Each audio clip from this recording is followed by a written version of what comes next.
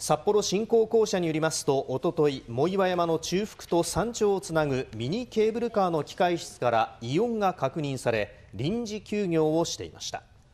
その後、復旧作業を続けていましたが、原因が分からず、復旧まで時間がかかることから、あさってまでミニケーブルカーなど、すべての施設で休業を決めたということです。また休業の間は麓から中腹までつながる藻岩山観光自動車道も通行止めになっています。